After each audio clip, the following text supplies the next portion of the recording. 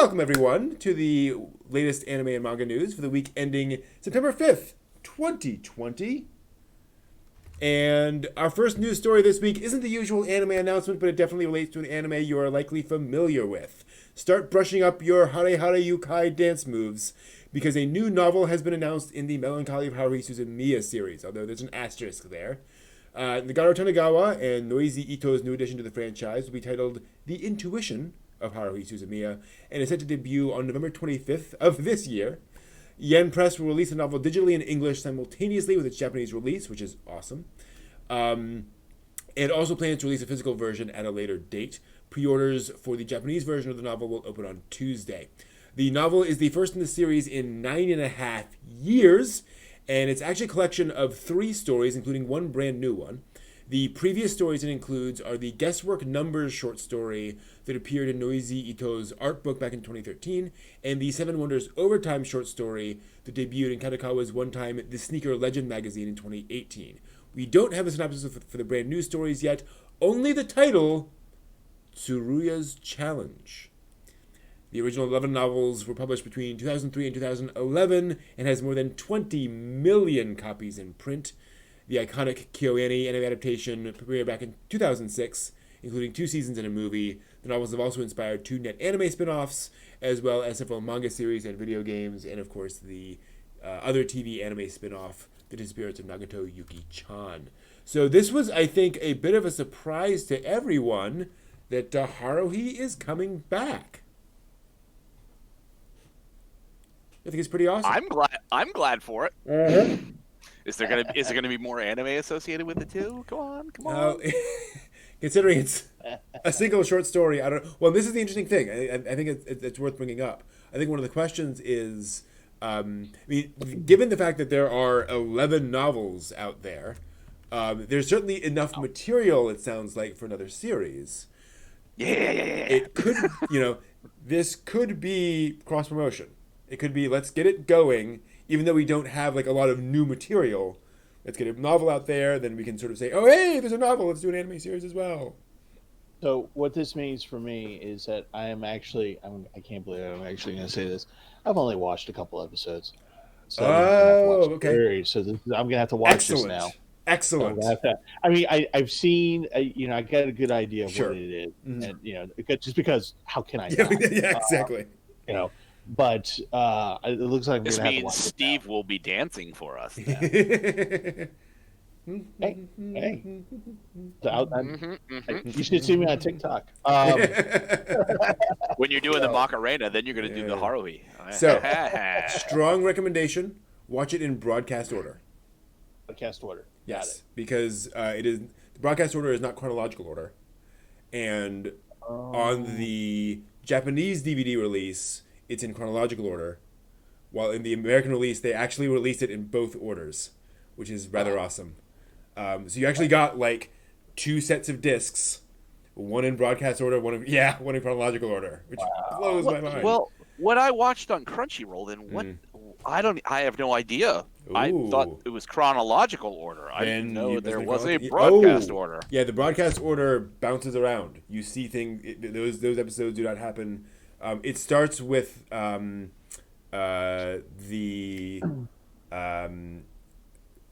adventures of Mikuro Asahina, the magical girl thing. Okay, yeah. That's episode 1. Yeah. Oh, wow. So I want you to imagine before we go back to this. Okay. Yeah. So does the Endless 8 happen? The Endless 8, does that happen in chronological order, or does the Endless 8? Yeah, that happens, but it happens later. Okay, because as I say, if you did that like shuffle, like you hit like randomize on then it would be very interesting. How I could see how then I didn't, I wouldn't want to like shoot myself watching like the 5th time through if you spread it out across many different things. I got No, the Endless 8 was sequential. Yeah, but I want you to imagine. In 2006, this new anime comes out, and it's the Adventures of Mikuro Asahina. And it's that. Like, you have no context. You're just watching this poorly made magical girl thing. And then it ends and it's not that at all. And you're like, What show am I watching? What are they doing to me? What did I get into? What's happening here? And the next episode is nothing like that at all. That's really interesting because I honestly I think Crunchyroll just I think they so. showed it chronological order. I'm not entirely sure that they were doing the simulcast yet. If they were simulcasting, it might have been broadcast order. In fact, I don't know. In fact, I'm sure they did it in chronological order because two folks in here came over to my house a while back for a little mini con, and we watched Haruhi Suzumiyah, and we went on to Crunchyroll, and it's like, oh, we can watch Haruhi Suzumiyah, and it was in broadcast order, and I was like, or it was in chronological order, and I was like, no. And I went and I found the broadcast order so I could show them the episodes in broadcast order. And the reason I suggest that is because they reveal things in a very deliberate way through broadcast order, where it increases the suspense and adds some interesting other little bits in there that flows in a direction that I think is fundamentally more interesting than chronological order. Nothing wrong with chronological order, but you get another layer to that experience in broadcast order. All right, broadcast order. It will be for me then. Yep, I might have to go back and watch it in broadcast order. I feel like I might have missed really cool. something. It's very interesting. But of course, the trick is going to be finding the list of what the broadcast order is, because I think the only places Wikipedia. I can find it, it's all chronological in any place it exists that I'm aware of. Yeah, Wikipedia is the only place I can find it. They actually have it listed out there. But yeah, more Haruhi, yay, good thing. Looking forward to finding out what else is going on, and that is certainly a franchise that can go in practically any direction. Yep. All right, so let us move right along from that. Crunchyroll's, the October issue of Kodansha's monthly shonen magazine revealed on Friday that the Farewell, My Dear Kramer girls soccer manga, not a Seinfeld spinoff, is inspiring both an anime film and a TV anime. The manga's creator is Naoshi Arakawa, known for something you may have heard of, Your Lie in April. Both the film and the TV anime are set to premiere in April of 2021 and will tell the story of two different times in the life of the characters.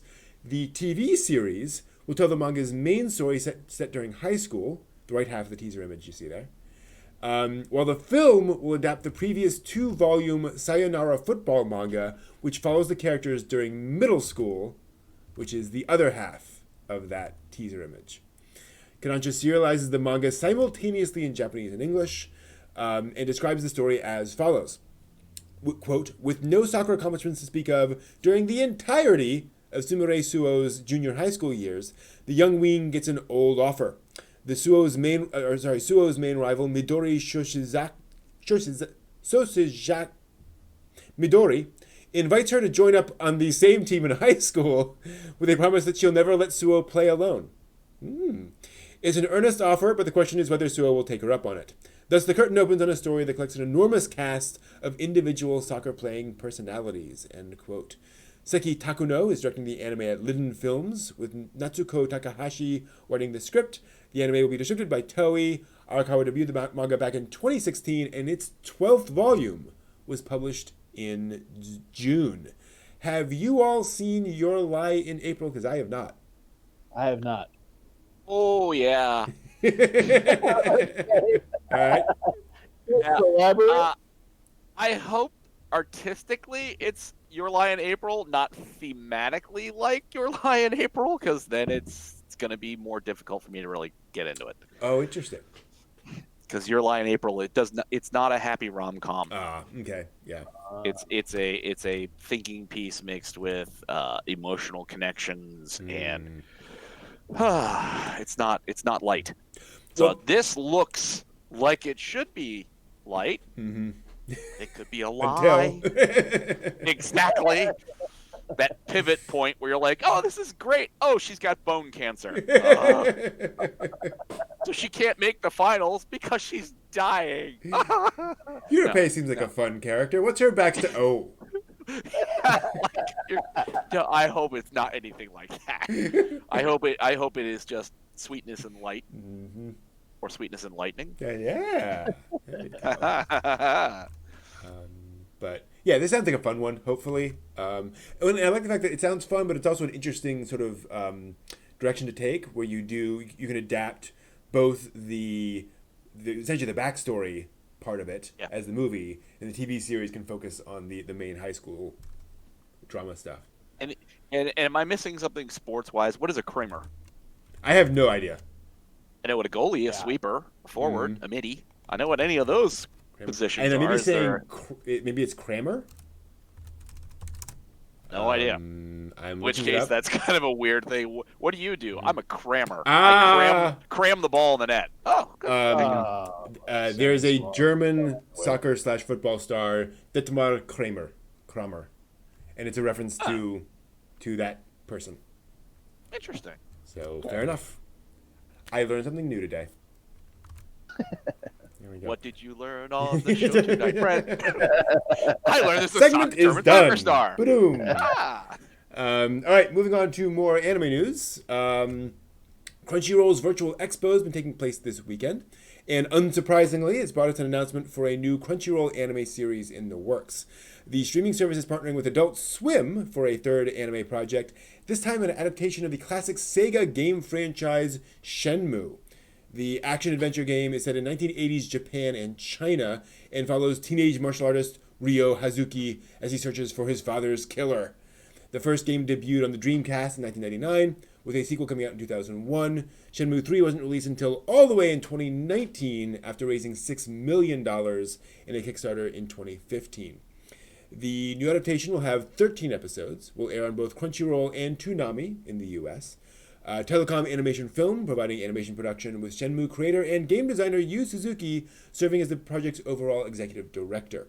Crunchyroll promised to reveal further details at a later date, obviously, so Shenmue fans will have to keep their eyes peeled for more updates. And I'm kind of intrigued by this. Shenmue, I know a little bit about the storied history of that video game franchise and its sort of troubled history.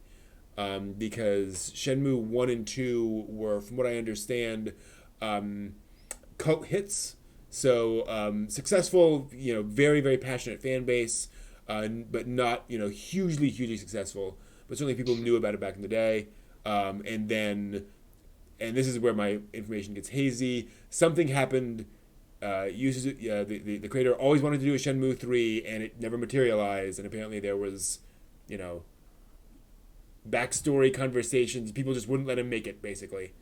And then back in 2015, he was like, let's go to Kickstarter and see if that'll make it work. And sure enough, it made it work. It was, I think, the most successful video game Kickstarter in history at that point, something along those lines. Certainly one of the big ones.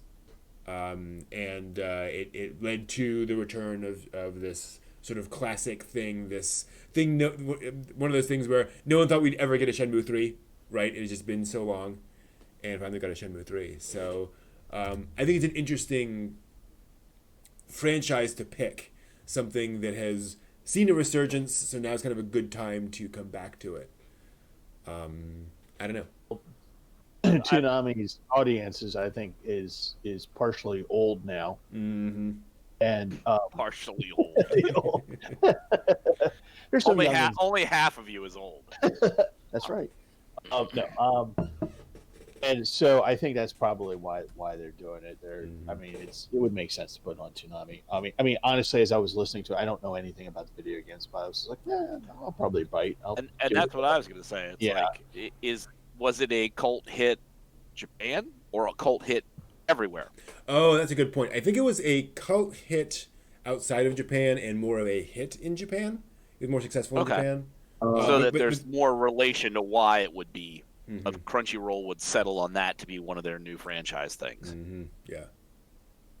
I'm guessing. Okay. Which Crunchyroll, with their new tiered program, do you know the kind of chaos that caused when they released that?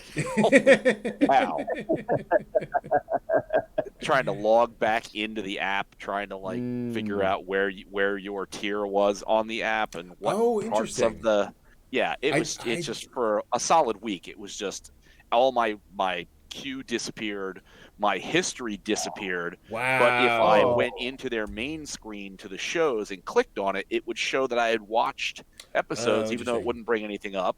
And then I got my queue back and I got my history back, but I click into a show and it would say I didn't watch any of it. Like, I'm going to scream. So Crunchyroll's doing things. Yeah. They're doing a lot of things. No, I lucked out. I didn't use it for the past like week or two, and then logged in like today, and everything was fine. So Yeah, it dodged that bullet. Yeah, last week was not much fun. Oh, that sucks. But good luck on the Shenmue adaptation, Crunchyroll. Hope that works out for everyone.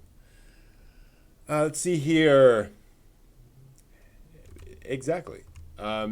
Next up, Happynet has unveiled a new project this week featuring pairs of pretty boys that will reinvigorate people's frozen hearts. Their words, not ours. The Onagai Patron Sama project will consist of a main story told through a net anime and a side story of VTuber videos. The story itself centers on pairs called Pat Raisers, which each consist of a sugar and their patron. Again, their words, not mine.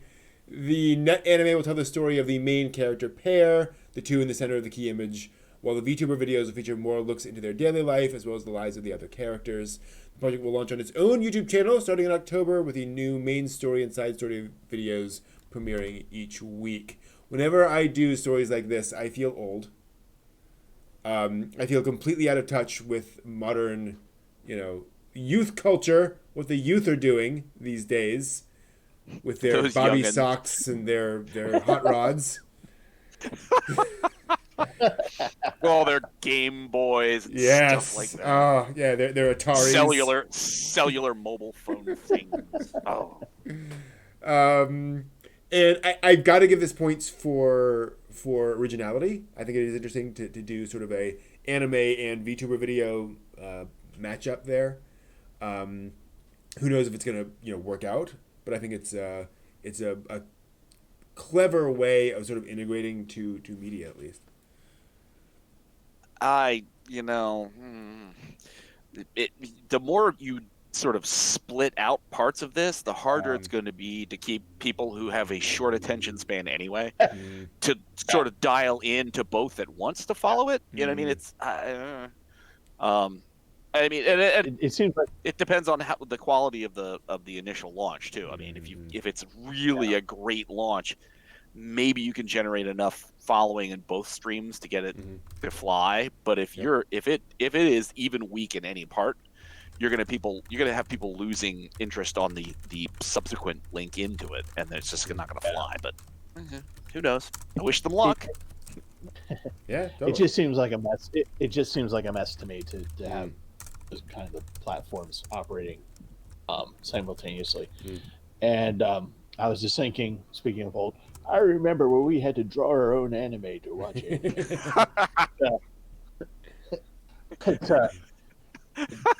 We watched animals and pretended they were animated. Yeah, pretty much. They were anthropomorphic. Look at the lifelike movement. It's amazing. Yeah. We've This would be something where I can just see myself going, okay, Yeah. Well, I just see that happening too, and I don't think that's a generational thing. I think that's too many for people to really pay attention to, and then be able to go on elsewhere to other things. Well, I don't think the intent is that you're watching them simultaneously, though. And that's not what I meant. Okay. It's like bouncing back and forth, one to one, and just after a while, you're just like one more thing to consume amongst a vast smorgasbord of things to consume, and not to say crap, but stuff like that gets lost. Yeah. I mean, not that YouTube isn't a wonderful thing. Thank you, YouTube.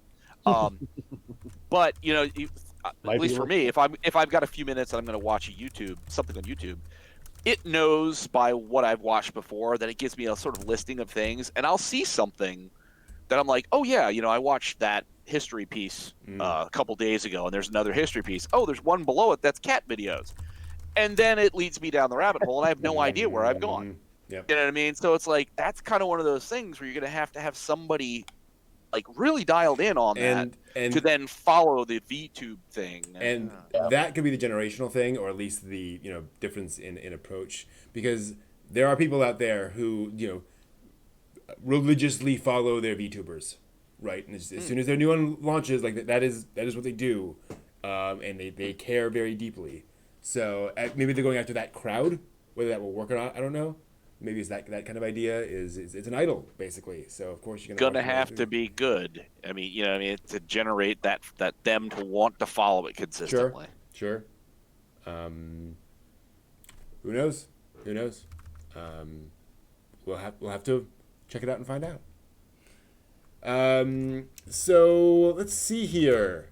Mobile games and anime are overlapping a lot recently, not only in collaborations and crossovers, but with games getting their own anime specials as well. First up this week, Sega and Delightworks have announced a new mobile entry in the Sakura Wars franchise, and have begun streaming a 24-minute anime for the game along with the announcement. The new dramatic role-playing game, Sakura Kakume Hanasaku Otometachi, is set in a Tokyo troubled by disaster, damage, and demon attacks, where a special government force of cute girls simultaneously protects the people and puts on popular live performances, as you do. And this is Sakura Wars. Like, if you ever, like, that's Sakura Jackson, right there. Like, if just everyone knows. In Steampunk Mecha too. That's a part of it as well. The special anime was produced by Cloverworks and is streaming on Sega's YouTube channel, but only has subtitles in Japanese. Another upcoming mobile game anime episode was also announced this week. Bandai Namco Entertainment has partnered with Kamikaze Doga to produce a 15-minute anime short adapting the prologue to the Tales of Crestoria smartphone game. A short English-subbed preview for the anime episode titled Tales of Crestoria, The Wake of Sin is now streaming on Bandai Namco's YouTube channel. So dark. The full short will air worldwide on October 18th at 9 a.m. Eastern Time and show Kanata and Misela setting off on their journey, apparently. Kamikaze Doga previously released several concept videos for the game in 2018. The game launched in July of this year in both Japanese and English and has an overall theme of sin, with the sin-burdened main character striving to protect someone close to him. So, more stuff, more anime stuff coming, little promo stuff, which I always think is interesting. You get these little, like, one-off anime things here and there. Still love the protecting the city while singing. Like, No, this is the thing. So these girls are hired. Well, they test in to piloting Steampunk Mecha, and their cover is they perform in the Takarazuka Review. So cover. So they have one big troupe of singing, dancing girls and doing all of this dramatic acting, and then and they all have to run out and get into their mecha and go out and that is the premise of Sakura Wars. I don't understand. See, I like listeners where it's just like you've got people with their gear and they're fighting the earless. That's it. It's like there's not any kind of premise or anything about like secretly hiding anything. It's like they just do this thing and fight bad things. And in fairness, and there's music. Yes. Okay. And in fairness, like this goes back to the 90s, right? Like this is not a new Moe thing. Like this has been, so it's like, never watched Sakura Wars. I have this vision of just like, was it 4 girls on stage doing their dance, doing their song. We're singing about mecha destroying evil bad guys, and then the alarm sings, and there you go. Oh, we have to go now. They run off and crowd, and then they go jump and into giant mecha. Yeah, that's right behind the stage, right? Yeah. Let me get it. They're loaded in truck right behind the stage. I do not remember that, but probably. Yeah,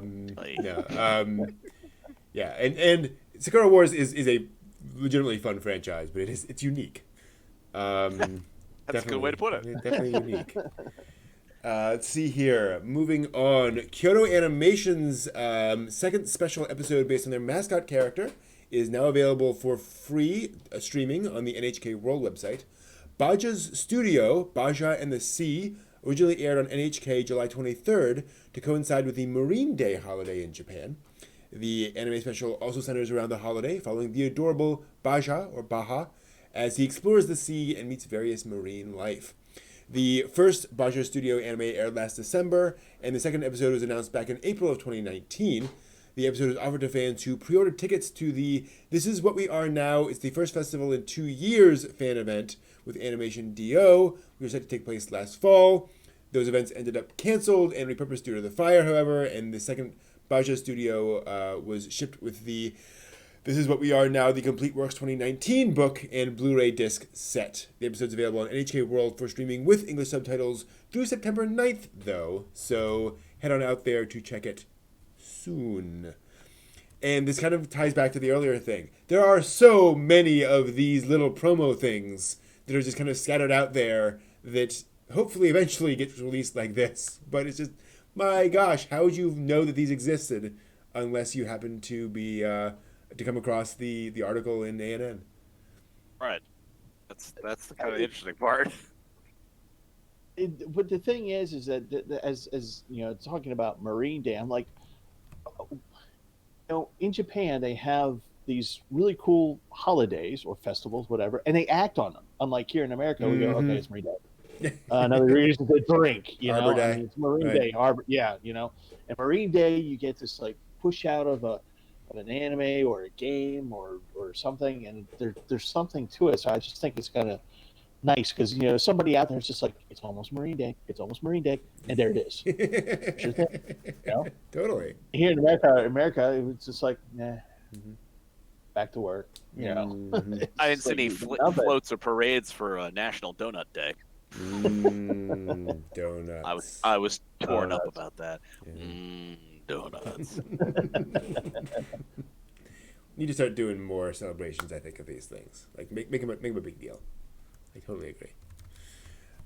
Let's see. Now, physical distribution of anime might be slowing down in the age of streaming, but that doesn't mean it's died out for good. Crunchyroll announced this week that it has partnered with Sentai Filmworks, quote, to make it easier to bring your favorite anime series home, end quote. The two companies have joined forces for a new home video and electronic distribution partnership, with 4 anime titles announced to kick it off. Food Wars: The Fourth Plate, Ascendance of a Bookworm, Grand Belm, and World Trigger. The series will appear as a mix of both subbed and dubbed content. Sentai's CEO commented on the new partnership, saying, quote, since at least 2011, Sentai and Crunchyroll have collaborated to bring exciting content to anime fans in new and innovative ways. Through this latest content partnership, Sentai is thrilled to empower fans to own their favorite Crunchyroll shows on select Blu-rays and our award-winning premium box sets, end quote. In other words, we're going to be bringing Crunchyroll shows to disc. Hey, maybe this will kick off a resurgence Perhaps this will kick off a resurgence in physical anime sales. Who knows? At least I'm sure that is what Crunchyroll and Sentai would like to see. Now, I know the three of us, we like our discs. We like our physical media. I was just going to say, it's not tangible. Although I will admit I'm probably the least physical of the three. That's a weird phrase. But point being, I think...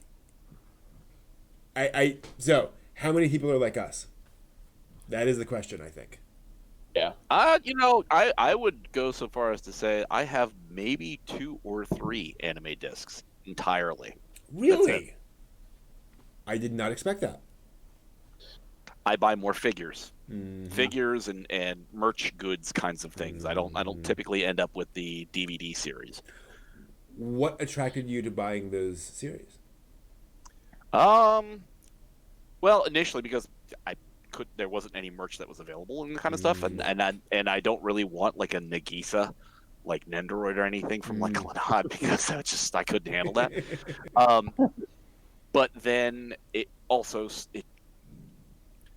a style of minimalism in that I have a vast collection of DVD movies that I bought because I liked the DVD film or the film, and I don't ever watch the DVD ever again. So the sort of minimalist perspective, it's like, okay, I'm going to acquire this, and what's going to happen? It supports the industry, which is why I get merch. But who's going to get this when I don't ever watch it again? people that don't watch anime, and they're going to be like, yard sale? It's going to go, I'm going to get the premium box set with all the pluses and perks, and it's going to go for $5 on a trash table when I'm gone. And it's just like, I don't need to I don't need to leave that to somebody else to deal with. So I'm the target audience. As you were reading this off, and I was just like, oh, okay. Where's my wallet? I'm like the guy. I'm like McGurk from Home Movies buys swords at 4 a.m. in the morning because it seemed like a good idea. And but you should see. I'm in my bedroom right now, but out there I have my entirely large DVD movie collection. I'm a cinephile, and I actually do watch maybe a quarter of it. But you're right, John. Most of it I don't even look at again. And the DVD anime, I actually use it. I know that I can get it on streaming and use it in the way that I, like AMV or some creative project that I'm kind of doing with whatever it is. But I am that guy at the con that's prowling through the $5 bin, and you said yard sale. Yeah. There I am. Take my money, because I like the tangible physical thing of having it, and then the surprise of maybe there's some interesting stuff like on the Fully Cooley disc that I have. I didn't realize how much not so much a director's cut kind of things, but actual interviews and stuff on there that are just really amazing. And like the Metropolis have that has the little mini disc that just has all chock full of information, stuff like that.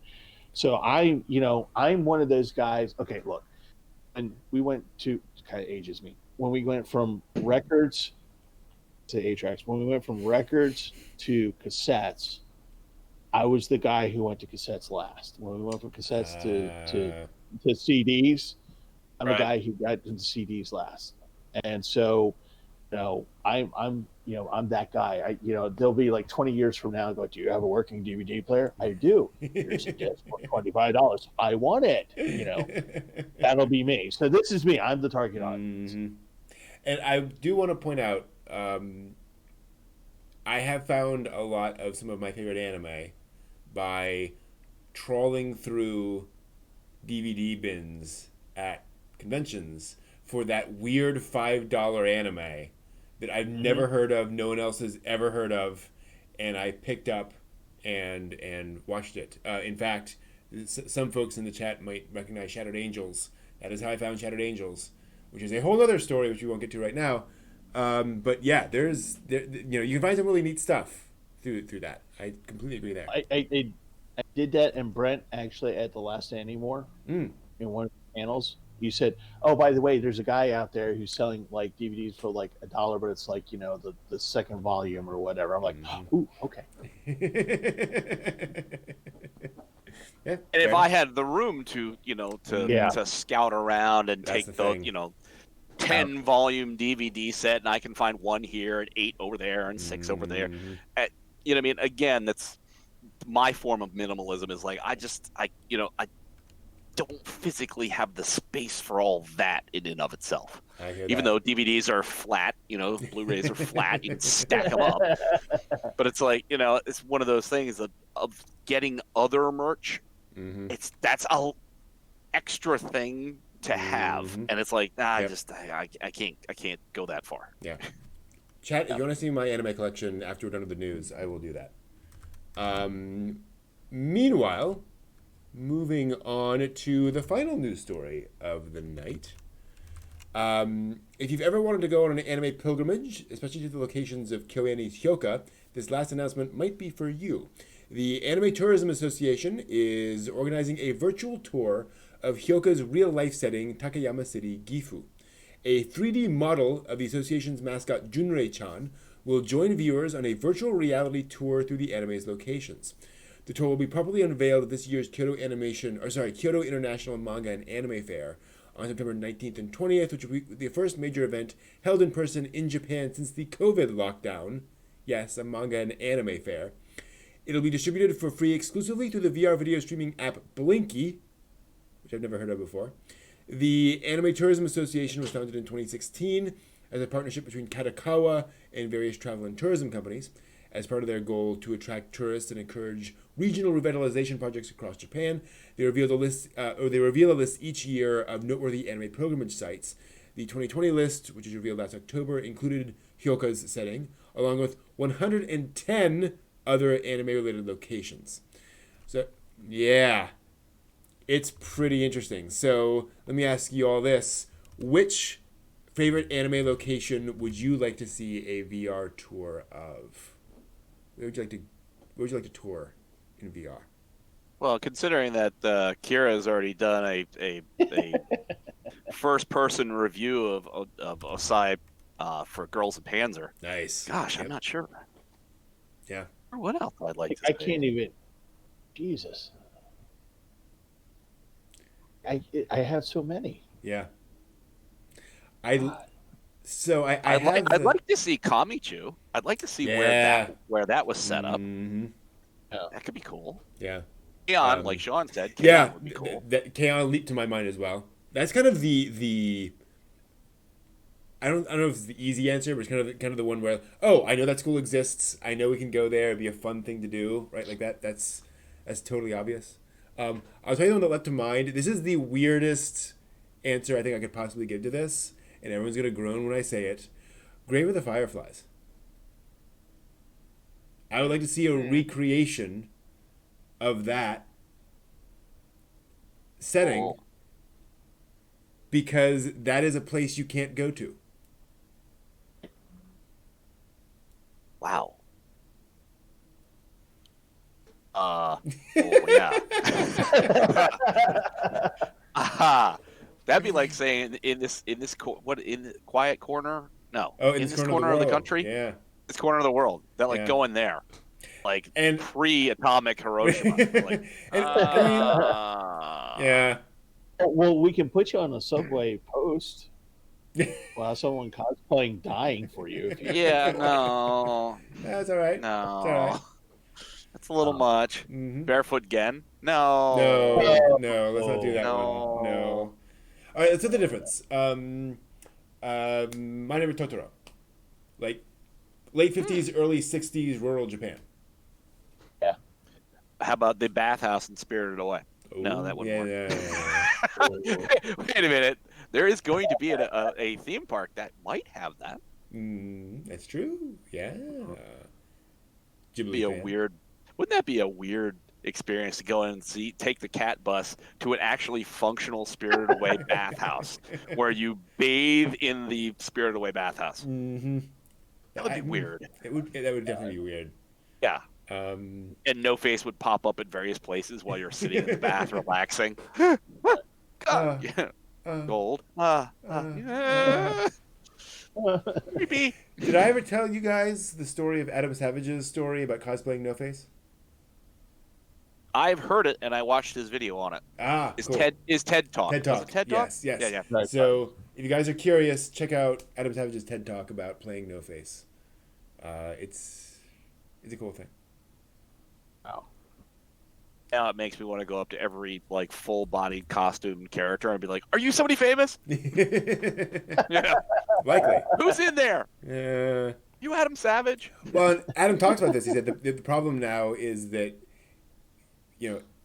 every convention he goes to, if anyone knows that he's there, they now have an eye out for somebody with a really good costume. So, but a really good full body costume, right? Where somebody's, Right. and there are only Yeah. so many of those. So, as soon as he goes onto the floor, like within 5 minutes, somebody's found him because they're just going up to every person with a good custom costume and saying, "Are you Adam Savage? No, you Adam Savage." Yeah, exactly. Which is one of the reasons why he did bad Matrix cosplay one year, where he got like a Halloween store Matrix cosplay costume, put that on and went through, and he actually got less interruptions than usual because it was like, I can't possibly be Adam Savage. Like he would never go in public. He wouldn't have that crap on. Right? Yeah, That's pretty funny. Yeah, totally. I'm trying to think of what other ones. Yeah. Gosh, how about Gundam? What are the orbital platform? Never mind. Actually, you know what? I would love to be like in a side. Like I think just the vista inside a colony would be pretty awesome. That would be pretty freaky. Mm-hmm. What else? I mean, there's so many of them that are just random everyday That's kinds the of thing. places that it's really hard. Like some Tokyo. of the like they go, I mean they go to Kyoto and they go to the it's not the Golden Pavilion, Kinkakuji, whatever the heck it is. It's the golden pagoda that sits on a lake. Yeah, and It's like that's already a thing. I mean, it's you know what I mean, it's not one of those things where it's like, okay, walking home from school and here's this street that's got the little concrete walls and there's an intersection. And you know what I mean? It's like, okay, that's probably a billion different places. I'm sure somebody grew up in a place like that, but you know what I mean? If there's one of those in Tokyo, one of those in Sapporo, one of those in Kyoto, you know what I mean? Any one of them you could substitute. Yep. It's like, so finding an iconic, you know, like what is it? The thing, the Joker stairs. Right. Finding something that is so very specific and so very, you know, visually impactful that you would then want to go see it would probably just interesting trick. Like I'm thinking back on Evangelion is a good example of where like other than like various like the hangar and so forth, like Tokyo 3 is a city, like it's buildings, so there's not really much on the surface that's iconic. You can certainly do again, you know, Unit 1 hangar, that kind of thing, right? But otherwise, it's funny. It is meant to be kind of generic in that way. Which is the only thing Where? I can think of, like, for me to visit was if they would have to recreate it. They would have to recreate the various, you know, from 1700s, 1800s. Like when I watched Miss Hokusai, the way that they constructed or the way that they drew the cities and stuff was actually pretty spot on. And you know, and I just would like to see that kind of atmosphere, that kind of, you know, just instead of seeing Tokyo, you get to see. That's a good point. Yeah. Well, isn't that how Gion is? That they've got the old quarter there in Kyoto. Oh yeah. Where it's all the little old low buildings and everything else. So they have something that's, you know, thinking about looking at Gintama. It's like some of those way that the Heisei period kind of things looked, or was it Heisei? Heian? Heian. Or which one? Heian. I think wait a minute. Heisei is now, isn't it? But was now? Showa, I think. Showa Heisei? No, Heisei is now. Okay, Heisei is now, so it's Heian. That you kick back that far, and it's like that's what the old sector, old quarter of Gion kind of looks like. My understanding. Reiwa. There we go. Sorry. And yes, I'd also like to see Chunibyo and Other Delusions. That would be a good place to see too. Absolutely. Also, quick update, and I don't have a good answer on this one. Technically, the Heisei era has ended, but I'm not quite sure what the new one is because it ended with the abdication of the emperor. Reiwa. Thank you. Yeah, that was cool. Thank you. Yeah. I'm still stuck in the Naming Showa. systems are Sorry. confusing. There's actually actually the conventions for the emperor to naming those ages is so ludicrous. It's not even funny. They shorten it down now to just like three epochs within an emperor's lifetime. But before it'd be like, okay, the first year we call it this, and the second year we call it this, and the fifth year we call it this, seventh year we call it this. Then if they live to be 60 years old, then we call it this, and then we call it.